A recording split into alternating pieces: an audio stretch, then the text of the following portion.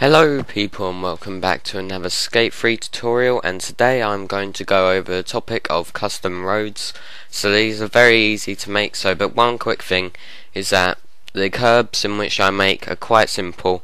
As you can see, they're just, well, very simple. So if you want a more complex one, I definitely recommend going and checking out Pancake's slappy curb tutorial, which he recently made a couple of days ago from recording this anyway. So that shows a really good type of curb in which you can make, very simple as well, and it just looks really good and very creative. So definitely go and check that out. I'll have a link in the description. That'll be like one of the first things in there, so definitely go and do that. First of all, the roads are very simple, as you can see. So this is just one I made literally in a couple of minutes, so well, not even that. And so not really meant for well, with my roads anyway, I've never really made them to look that great. If I'm honest, I've never really been that creative with them. I've only really used them as sort of parts just to sort of gap across. I've never really made them just to look good, so I suppose I need to practice making them look better, but this is just how I create them anyway. So, and if we get into the tutorial, so basically these paths are well, they're not even paths, they're just the DLC roof components. So obviously I just flipped upside down. They make quite a nice path, just in case anyone wants to know that. So it's quite a common thing to do. Firstly, the first thing you want to do is just lay down the sort of area in which you want to do. So obviously here I didn't actually finish off the curb. I just, for some reason, it didn't want to snap here. But basically you want to go on to street terrain, then the pad, change the style to city if it isn't already, and then change the colour, well, to whatever colour you want, depending how dark you want to make it. So sometimes I flip it upside down like that as well. That can add a different kind of texture to it, and the light as well kind of gives it a different look, just in case you want to make it look more like fresh tarmac or something like that, just like brand new or whatever, just depending on what sort of style of park you want. But I am going to stick with using the top part. So you want to turn off snapping if you have that on, and just lower it to the height you want. Obviously I'm doing this quite quickly. So, and then turn snapping back on, duplicate, and then just keep on going down the road and snap every single pad together. So as you can see, that's very easy to do. As you can see now, we have those gaps, though. This is the problem with using that type of path.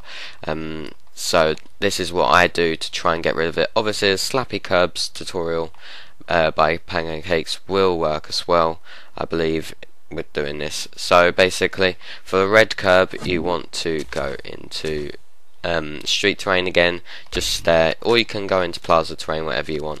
So change style back to city, don't know why it's stuck at that, but then you want to change the colour to red. So I choose my colour as red. The reason why I do that is because in America, where I've been, sometimes in car parks and stuff, you find that the curbs are red. So I don't know why they're red exactly. I'm not sure if that's some sort of road signal or something. I don't live in America, so I don't know. But basically, I chose red for this. Obviously, you can go with whatever other colour you want. So go yellow or whatever. So, and then you want to lower it down and make sure that snapping is on. So, and then you want to make sure that it snaps to the pathway, not the road. It has to be the pathway, so then it's flush with it. So, and then you just do that however many times you need. I'll only do it twice just because it's a demonstration. And then you do it for the other side of the path as well. So, and then when you actually go to ride over it, it will be perfectly smooth like that, so there won't be any sort of glitches or anything.